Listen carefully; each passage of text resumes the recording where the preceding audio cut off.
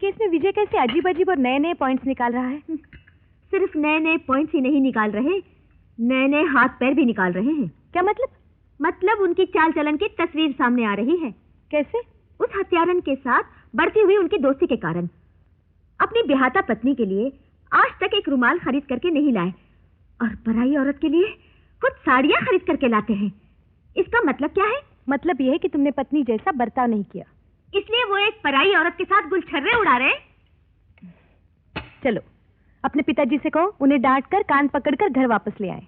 कहा था, मगर वो कहते हैं कि ये पति पत्नी का जाती मामला है, खुद झगड़ा किया है तो खुद ही हल करो, मैं बीच में नहीं आना चाहता। वाह वाह वाह, एक्सीलेंट, क्या बात है। जिंदगी में पहली दफा उन्होंने तुम्हें सही मशवरा दिया है।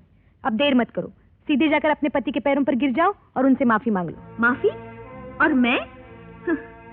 ये काम मैं हर किस नहीं करूंगी, चाहे मेरी जान ही क्यों न चली जाए। जान नहीं जाएगी, बल्कि डर है कि मंगलसूत्र चला जाएगा। हाँ?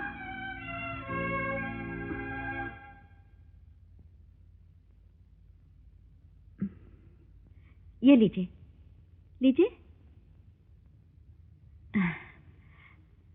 ये लो तुलसी, हल्दी का धागा, तुम भी लो। ना बाबा, मुझे नहीं चाहिए। अरे चिंता मत करो, ले लो। गौरी के व्रत में अमीर गरीब का भेदभाव नहीं होता, सब एक है। हल्दी का धागा बंधवाना घर गृहस्थी के लिए अच्छा होता है। ले लो तुलसी। बुरा मत मानिए, नौकरानी हूँ, छोटा मुंह बड़ी बात। आपके शादीशुदा होते हुए भी बाबूजी आपको छोड़कर चले गए। आज जैसे त्योहार के दिन आप जैसे लोगों के हाथों से हल्दी का धागा बंधवाना, मुझे डर लगता है कहीं मेरा पति भी मुझे छोड़कर न चला जाए। लंगड़ा है, लूला है, बहरा है, अच्छा है या बुरा है, शादी करके जिंदगी भर साथ निभाने का वचन दिया है मैंने, मुझे माफ कर दीजिए।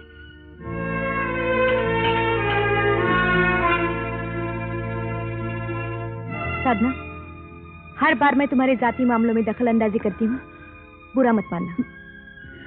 देखो, मेरी बात मानो और अपने पति के पास वापस चली जाओ। राम जी जब जंगल में थे, सीता के लिए वही अयोध्या था। तो दीदी, सीता को भी तो श्री राम ने वापस जंगल में भिजवा दिया था। उसको अपने पेट में छुपाने वाली भूमाता ही तो थी जिसने उसे जन्म दिया था। जन्म देने वालों के प्यार के आगे पति के प्यार की क्या कीमत है? I am really grateful. मुझे भी आपके साथ रहकर यही महसूस हो रहा है। खुशी किसे कहते हैं, इसको भी पहली बार मैंने महसूस किया है। ना जाने इसका अंत क्या होगा। तुम अंत की चिंता मत करो संध्या। जिस इंसान को अंत का पता नहीं होता, उसी में मजा होता है। वो उम्मीदों पर जीता है।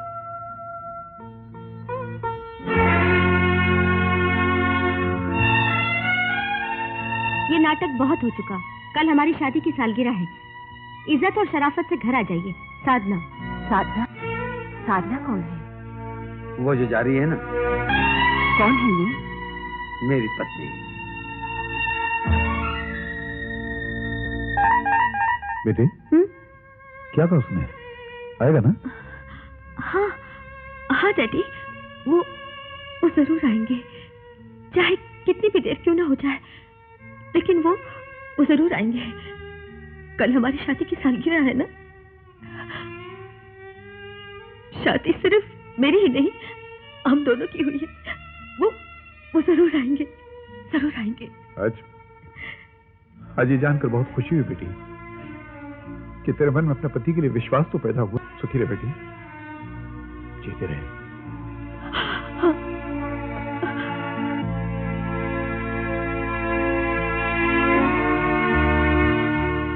संध्या, मैंने तुमसे झूठ कहा था कि मेरी पत्नी नहीं है, लेकिन मेरा विश्वास करो, मैंने तुम्हें धोखा देने की गरज से नहीं कहा था। मेरी पत्नी ने कभी मेरी परवाह नहीं की, ऊपर से मेरा अपमान किया, जो मैं बर्दाश्त नहीं कर सका। ठीक है, ये झूठ आपने मुझसे इसलिए कहा कि आप अपनी पत्नी से निराश हो चुके थे, लेकिन दूसरा झूठ भी तो मुझसे बोला। वो किस लिए? दूसरा झूठ? हाँ, वो फूल, वो साड़ी, वो झूठी खुशखबरी कि मेरे पति ने ही वो सारी चीजें खरीद कर भेजी थी। मेरे पति ने मेरे साथ दोबारा जीवन गुजारने का फैसला किया है। क्या ये झूठ नहीं था? वो वाकई उसने ये देखिए, तलाक पाने के लिए उन्होंने मुझे वकील का नोटिस भेजा है। सॉरी संध्या, मैं समझ गया था कि तुम अपने पति को बुला नहीं सकोगी, इसीलिए तुम्हें खुश करने के लिए मैंने झूठ बोला था। लेकिन तुम चिंता मत करो कि तुम तलाक देने के लिए तैयार नहीं हो। अब उसकी जरूरत नहीं है। मैंने अपनी रजामंदी का खत लिखकर उसे पोस्ट भी कर दिया है। साधना जी, परेशान होने से कुछ फायदा नहीं है आपकी दुआ से। मर्द बनिए। माफ कीजिए, मेरा मतलब मेरी तरह मर्दाना फैसला कर डालिए। कैसा फैसला? अजी हिला के रख दिया आप ही दुआ से। मेरी बीवी दहेज नहीं लाई, इसलिए मैंने उसे सीधे तलाक देने का फैसला कर लिया। हाँ, आप भी कुछ मत सोचिए, फौरन तलाक। डैडी। अरे डैडी के बारे में कुछ मत सोचिए। एक बात बताइए, विजय बाबू की पत्नी आप हैं कि आपके डैडी? और फिर आपके डैडी ने 50 तलाक के मुकदमे जीतकर कितने लोगों को तलाक दिलवाया? एक काम कीजिए, आप मुझे फौरन तलाक का सेक्शन नंबर बताइए, मैं आपके तलाक की एप्लीकेशन टाइप करके लाता हूँ। बताइए नंबर बताइए। 420। ये तो फांदेबाजी और बेईमानी का सेक्शन है। तलाक का सेक्शन बताइए। ये आपकी आवाज को क्या हो रहा है? कुछ मर्दानी होती जा रही है नहीं? यहाँ तुम्हारा बाप बोल रहा है। आपकी दुआ से आप। हाँ, मेरी दुआ से मैं हरामखोर मेरा नौकर होकर मेरी घर की बुनियादों में बारूद छिड़क रहा है। मियाँ बीवी में गलत फहमी हो गई, उस गलत फहमी को तू तलाक में बदलने की कोशिश कर रहा है। गलती हो गई साहब, गलती हो गई। गलत सलाह देने पर और एक लड़की को गुमराह करने के जुर्म में मैं तुझे अंदर करा दूंगा। अरे मुझे मत मारिए साहब। बेटी, चल, फैक्ट्री में फंक्शन है, सब लोग हमारा इंतजार कर रहे हैं। चलो उठ, तैयार हो जा, चल। साधना, ओके बेटी। जी। ड्रामा खत्म हो गया, कहाँ खो गई? मैं वैसे चलिए। चल। अच्छा प्रोग्राम करो। तो समझी संध्या, ऐसी लड़कियों की परवाह नहीं करनी चाहिए। सुनिए। कौन है?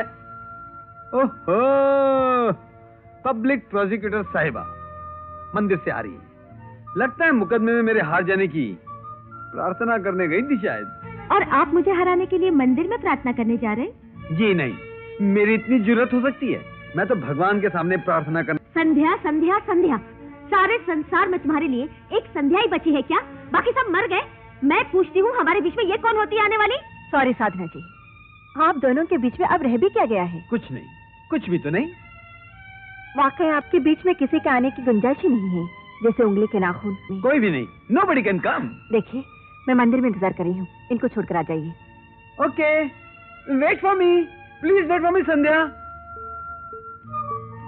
एक औरत के सामने इस तरह चीख चिल्लाकर बात करते हुए तुम्हें शर्म नहीं आती? ओहो, और पति की छोड़ी हुई एक पराई औरत के साथ गुल छर्रे उड़ाते हुए तुम्हें शर्म नहीं आती? पति की छोड़ी हुई औरत, जिस औरत ने पति को छोड़ा हो, अगर मैं उसके साथ घूमूं तो मेरी इज्जत बढ़ेगी ना? मैंने किसी को नहीं छोड़ा, आप ही ने सब कुछ छोड़कर मुझे अपने से दूर कर दिया। कल हमारी शादी की सालगिरह थी, क्या आपको याद नहीं था? छी छी छी छी छी, कौन याद रखेगा उस मनुष्य दिन को? मैं जा रहा हूँ। सुनिए,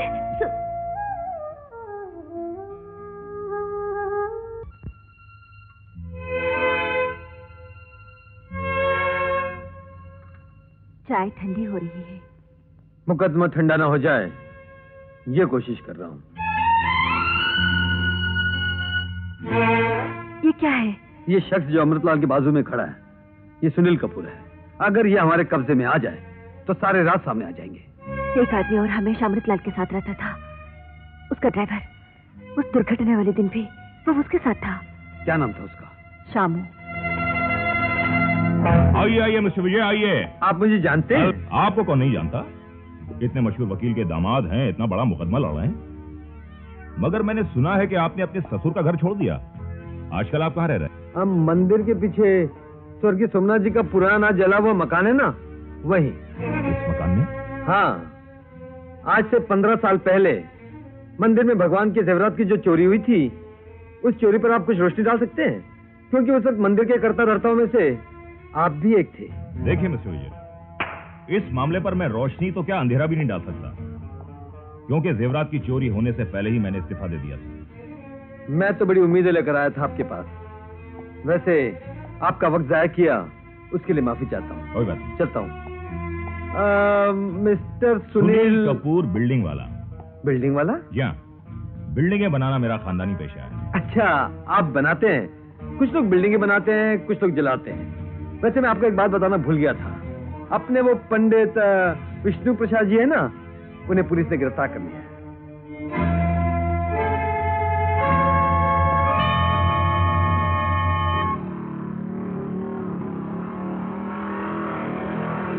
श्यामू घर में है? जी नहीं है। आप सच कह रही हैं? हाँ भाई साहब, इसमें झूठ बोलने जैसा क्या है? सुनील कपूर का आदमी आया था और उनको अपने साथ ले गया। अब वो तेरे पर भी शक करेगा। तेरे को पुलिस ले जाएगी और मार मार कर तेरी बिल्डिंग गिरा देगी और तुझसे सच उगलवा लेगी। इसलिए जो मैं कहता हूं मेरी बात मान। ये ले रुपया और शहर के बाहर जो मेरा गेस्ट हाउस है वहां जाकर रहे। मगर मेरी बीवी? ओह, मेरा मतलब है उसकी देखभाल मैं करूंगा, तू जाना। अच्छा, चलता हूँ, नमस्ते।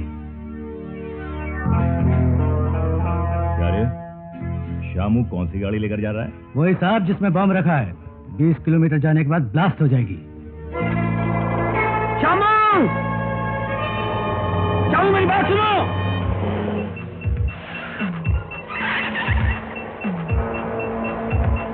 श्यामू! श्यामू रुको!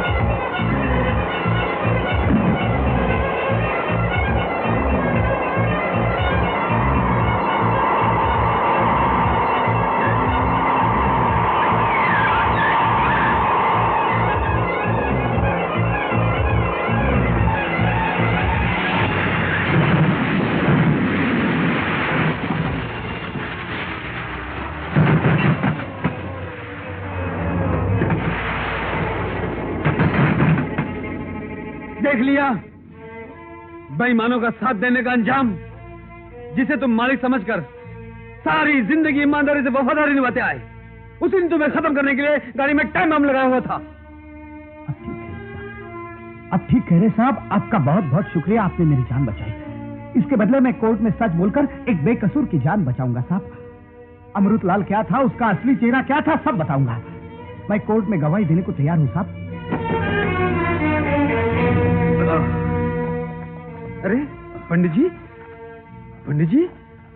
सुनील कपूर गुंडों को साथ लेके आया था, मुझे पीटा और संध्या को जबरदस्ती उठा के ले गया और धमकी देके गया है कि श्यामू को पुलिस के पास ले जाने के बजाय उसके हवाले कर दो, तभी वो संध्या को लौटा देगा, वरना।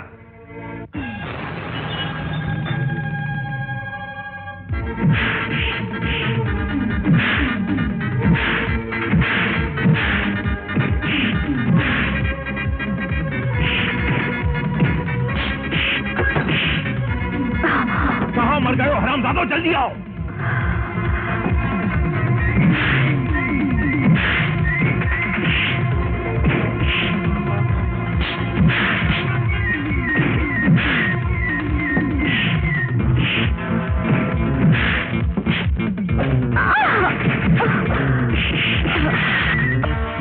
छोड़ो मुझे।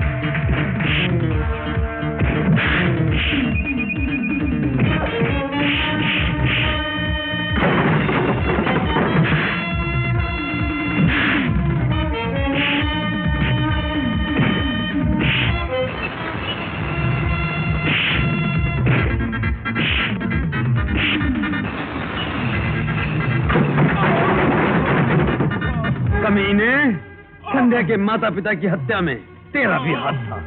इतने दिनों तक तू अपने आप को निर्दोष साबित करता रहा। अगर संध्या को इस बात का पता चल जाता तो जिस तरह उसने अमृतलाल का कत्ल किया था उसी तरह वो तेरा भी खून कर देती। इसीलिए तू ड्राइवर शामू को जान से मार डालने की कोशिश कर रहा था। संध्या के परिवार की हत्या से मेरा कोई संबंध नहीं है। अबे जा कमीने, इतने बरसों तक तू पुलिस की आंख में धूल झोंक कर बचता रहा, लेकिन कल जब संध्या के केस का फैसला होगा तो मैं तुझे अदालत के कटहरे में खूनी की हैसियत से खड़ा करके तेरे हर पाप जो तूने किए उसकी सजा तुझे दिलवा कर रहूंगा। चल।